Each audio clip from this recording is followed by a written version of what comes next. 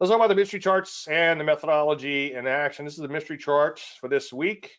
You can see it was in a very strong uptrend. Notice the Landry light, 30 something bars, meaning that the lows are greater than the moving average. In this case, we're using a 30 EMA. The 30 EMA is my favorite EMA. I know you want to party with me. Notice that the trend also began to accelerate higher. And just as is important, the trend also persisted. And as I said before, with persistency, you draw a line through as many bars as possible, and mathematically that's equivalent to linear regression. And I've written columns before talking about the power of persistency. It is something that really kind of blows me away. And the great thing about teaching is you get to see these things unfold. And I remember, and this is going to sound a little egotistical, but I remember the first time I was in Italy, and that was back in probably 2008, before everything kind of came unglued a little bit, or 2007.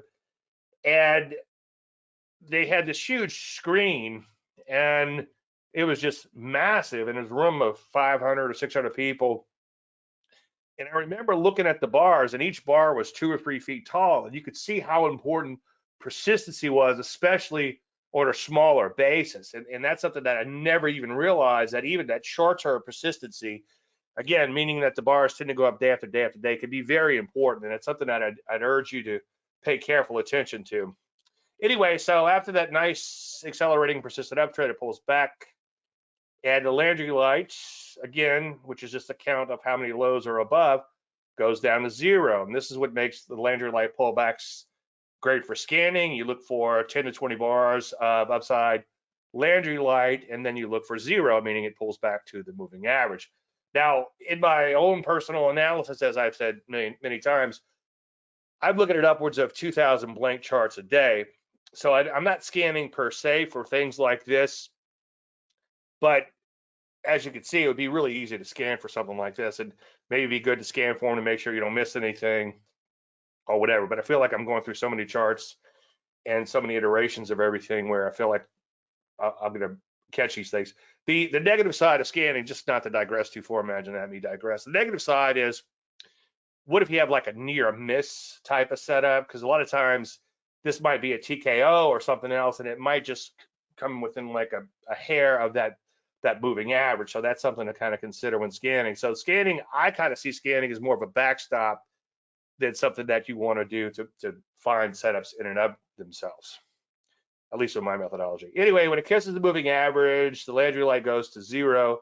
In this case, it actually went to -1, because you've got a slight, if you squint your eyes, you can see that the high is just below the moving average. But that's okay, because as a general statement, well, let me rewind that. As a general statement, you don't want to buy a market below it, and we're not, because the trigger is going to be above the 30 EMA. And I'll flesh that rule out again when we get to crypto. It'll make a lot more sense then. Some great examples there. Anyway, there's the parameters down below. Entry is here, stop is here, and the IPT is way up here. So I'll follow up on this one to see how it shakes out. Here's an update on TFPM. This was a prior mystery chart. Notice that the Landry light is all green. We did have a kiss or two to the moving average, but for the most part, it stayed green, or it did stay green. Acceleration higher once again, nice little pullback to the moving average. One thing I've been kind of noodling with, and I need to make sure I follow up on these things, but one thing I'd like to do at some point in time, and I don't know how it would work out, but I like to do a one pattern challenge where we all take a look at just one pattern. The Landry light pullbacks would be the pattern I'd pick for this, and we all trade it, and I would have you show me what you're thinking about doing, and I would give it a thumbs up or thumbs down, and then you would make a decision on whether or not you want to trade it. And we would all, if it's something that I liked, it's like, okay, well, I'll take the trade with you, or I'll say, well, maybe I'll pass. You go ahead and take it. Let's just see how we do. Just trading one pattern over a period of 6 months or whatever. They hadn't fleshed it out or anything. But I think it'd be something that'd be really cool. And one reason I'm thinking about this is, a while back, I remember showing 3 or 4 examples. We had a pretty good run. We don't always have a good run, obviously, but we had a decent run in the trading service, and we had 3 or 4 stocks, and they all set up nicely, and they all worked out, knock on wood. And I remember going back and looking at them, and they might have been TKOs or some other patterns that I trade. But one thing that they all were, the common denominator was they all were Landry light pullbacks, just as the two today, or three today actually, are all Landry light pullbacks. So I know I'm a nerd and it's being a little egotistical, but I really think that's a great little pattern, and it's so darn simple. And by the way, even though I use just a blank chart, the reason I come up with some of these um, patterns, more specific patterns with moving averages and such, is to make them more easy for people to recognize and to serve as a teaching example. But in the process, it also turns out to be a pretty good pattern in and of itself, as opposed to just me eyeballing a chart. It does give me a little frame of reference. But I do, just FYI, I do go through all those charts without any indicators whatsoever, and then I might add the occasional moving average as part of my analysis. But anyway, you can see it pulls back to the moving average, Landry lag goes to 0. The parameters are down below. Entry was here, stop was here, initial profit target was up here. Let's see how things shook out. Now, this is the one I talked about last week, obviously. And one thing that I pointed out was that it initially was profitable and then it went into the hole. And that swing was a pretty substantial swing. It was in thousands of dollars on a 100K account. And it would have been very hard for me to hold this position had I not recommended it and was part of the trading plan. It's weird. I was thinking about that just this morning. I look at some stocks I have in my portfolio that are losers, and I get real upset about them. And I look at the stocks that I recommended in the service, and it's like, well, they hadn't hit the stop. I mean, I'm not happy that they're negative, right?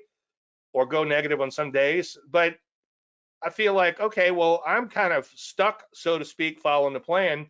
So I'm just going to follow the plan. So there's nothing I can do about it other than honor my stop. So why should I worry about it? I know, haha, but it's a lot easier for me to just look at those stocks and follow that plan. And that's sort of from a selfish standpoint, that's kind of my commitment device.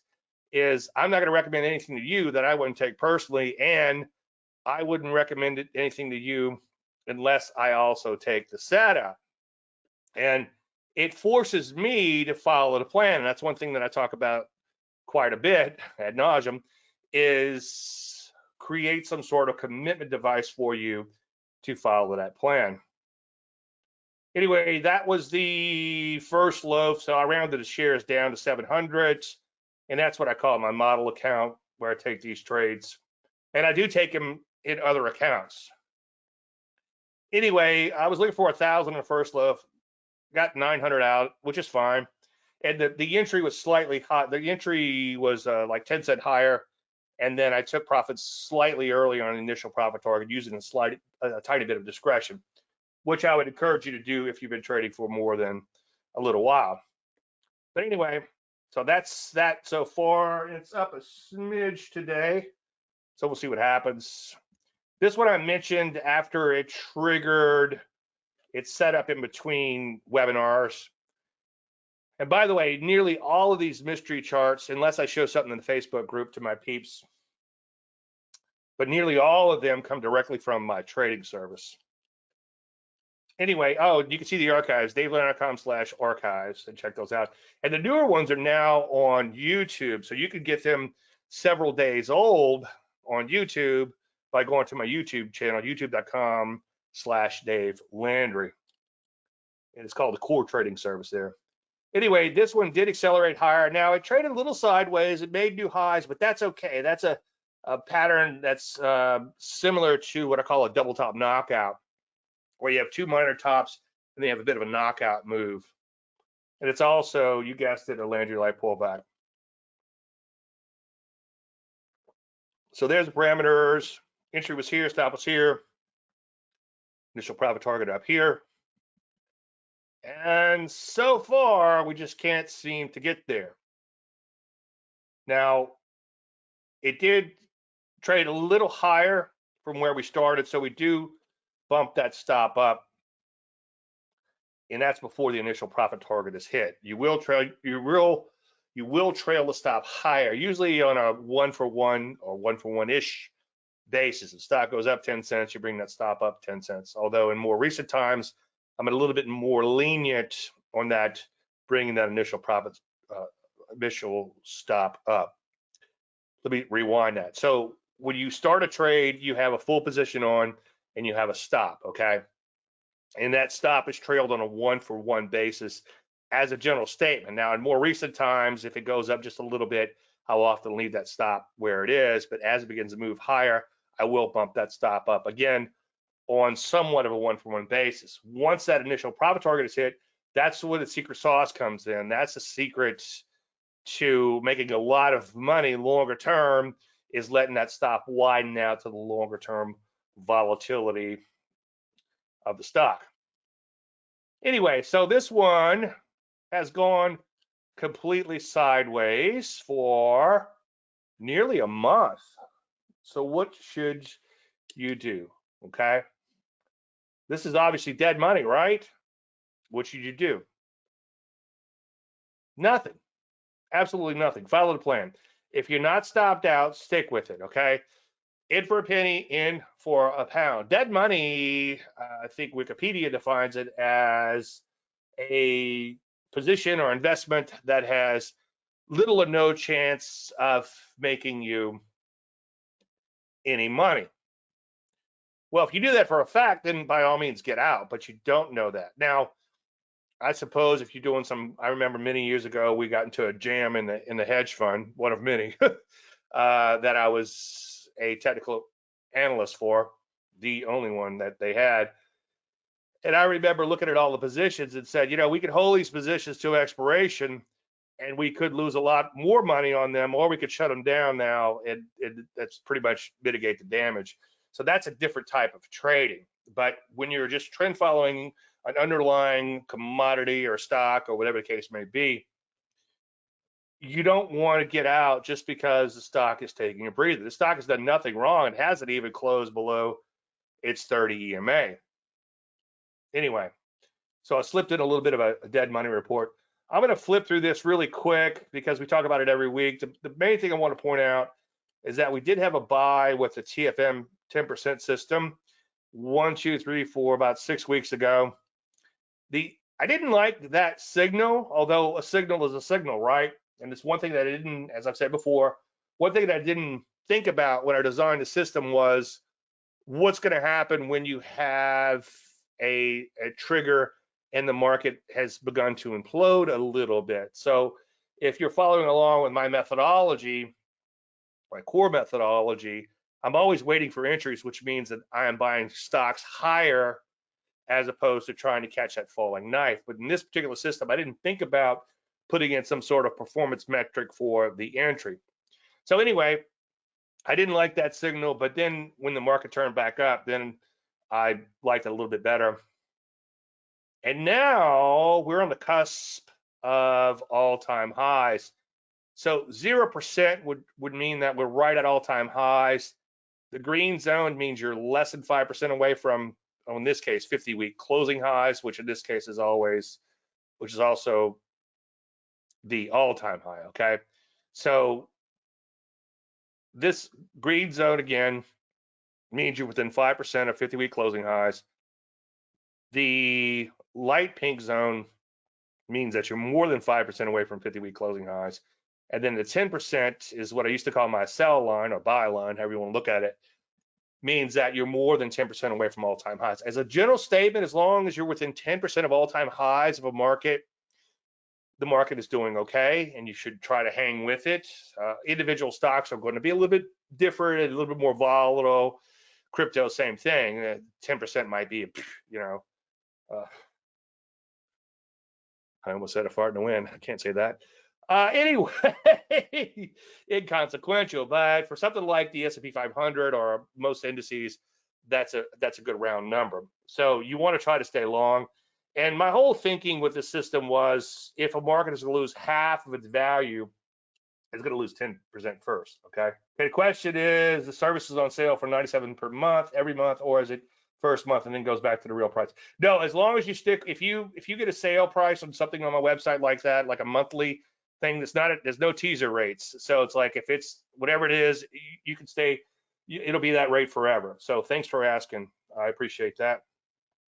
All right, Landry 100 is just a proof of concept, and we've talked about this quite a bit. And I want to show how this trend following thing works, and it's been a good exercise for me too. And a lot of things sort of come to light by doing this. Momentum ends badly, even good trades end badly. I just wrote an article, I think it's called "Unhappy Endings." How all trend trades end badly, and this sort of is exemplified through this momentum list. And it's a good exercise, if I say so myself. And there's no money management in it, as I'll show you in 1 second. That's one of the problems, so to speak. But I'm not using real money in this, although I have experimented with it a little bit. And as I've been saying quite a bit so far since doing this, starting last May, that was the reboot of it. I did it years ago, and now I'm redoing it now. But speculation is alive and well, and all of these stocks were bought at brand new highs. And this one here was the biggest winner so far, and it rallied up over 3,000%. Now, it did implode a little bit, and I'll show you that in just 1 second. In fact, let's take a look at that now. So one thing that is an anomaly, or one anomaly, I should say, of momentum-based trading, trend trading, is that you depend on outliers. And as I've said 1,000 times, I was speaking in Dallas probably 15 years ago. Peter Mothy had invited me, and afterwards I was staying at his house. He had a little debriefing with me, and he gave me a little constructive criticism, which I probably needed.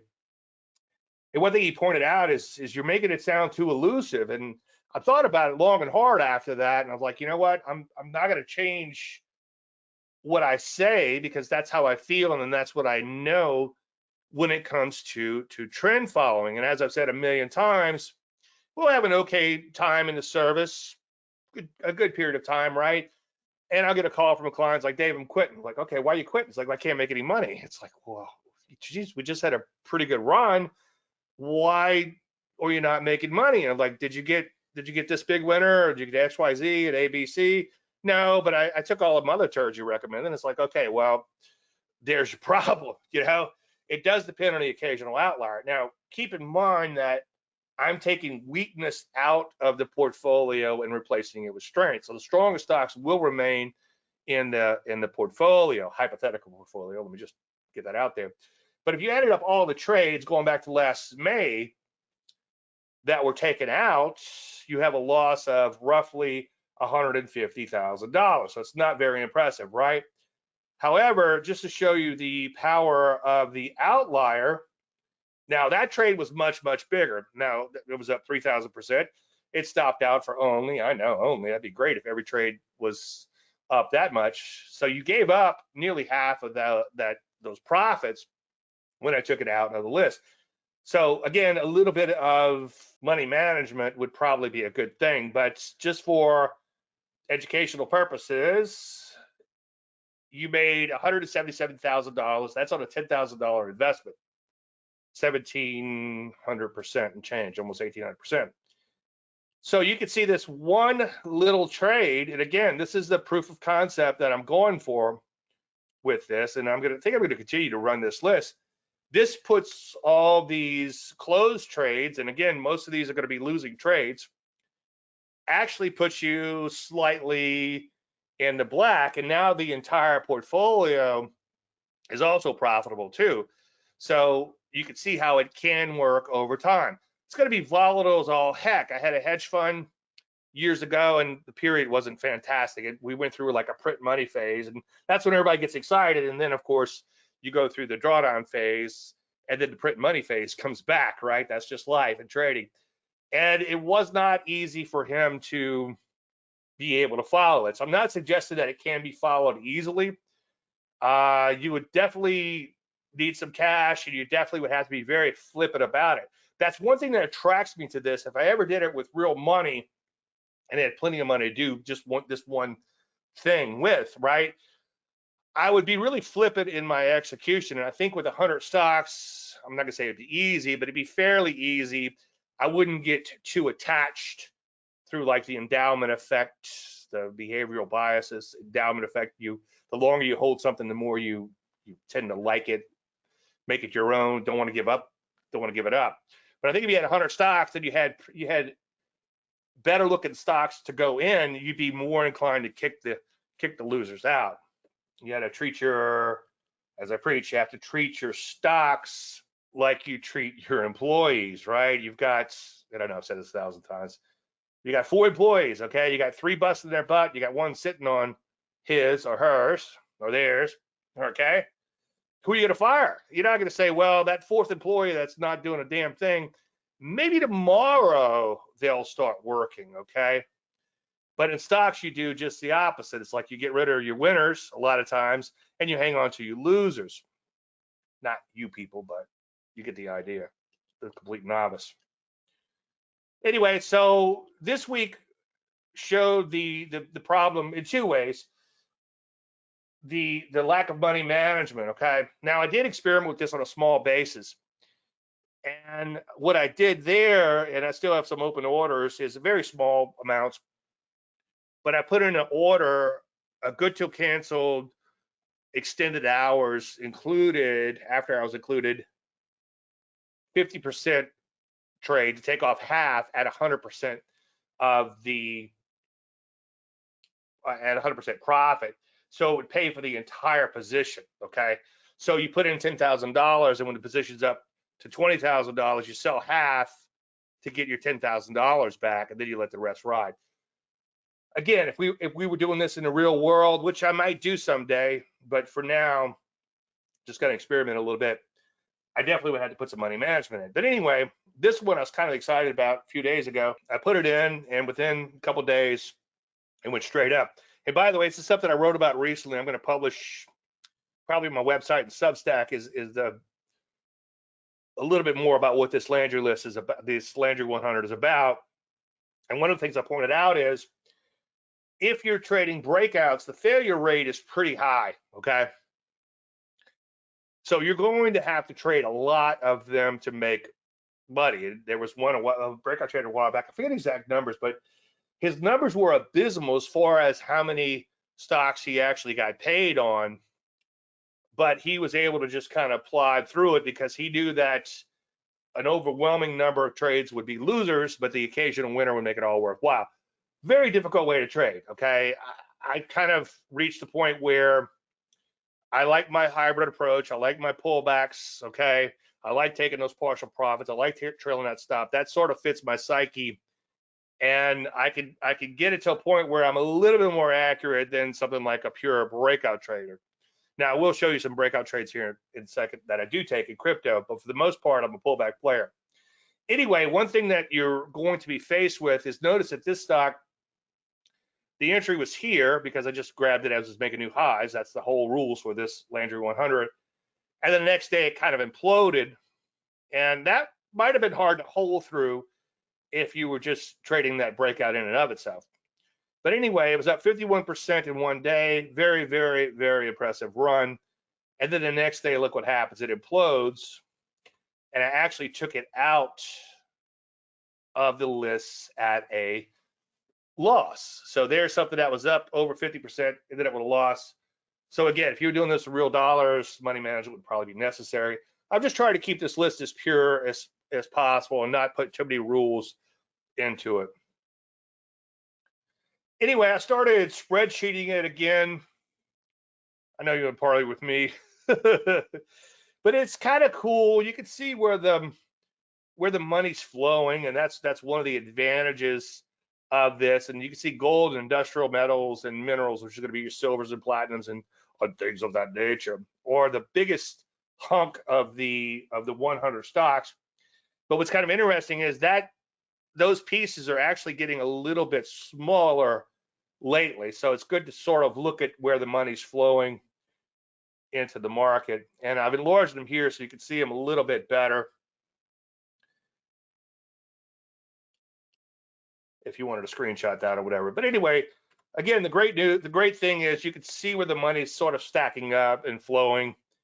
And it kind of alerts you, even on a smaller basis, it sort of alerts you to things that might be worthwhile, like small scale nuclear. We nailed one of these stocks a while back. Unfortunately, it went straight up and then came right back in. We made a decent amount of money on it. But for me, I'd rather ride something for 2 or 3 years and have it go up forever. But better than poking it. But anyway, there's one small scale nuclear in here, and that's something that we might want to pay attention to, even though it's just a very small piece of this. It kind of alerts you to some of these areas that are on the fringe that might be worth a shot. So for me, this has really been a great experiment. I'm glad I started again, even though it's a little bit of work. I think I'm going to continue to do it. So anyway, I talk about these each week, so I'm not going to bore you too much. But momentum does it badly, as you saw on a couple of those, right? And it's a great way to see the money flows and to see what's happening. And like I've said quite a bit, in a bear market, there's an old adage, there's always a bull market somewhere. No, there's not. No, you don't, Danny, implied, because eventually they get to everybody, okay? Now, a while back, and this is again in the article, spoiler alert, a while back when the market was really iffy and beginning to drop, we had grocery stores, we had a few drugs in there, and these are defensive type of issues, defensive stocks that people still need in a bear market. People need the groceries, people need drugs, etc. Some people need more drugs. And not to confuse the issue with facts, but there tends to be a little flight to that safety, which is technical analysis 101, right? Where's the money flowing?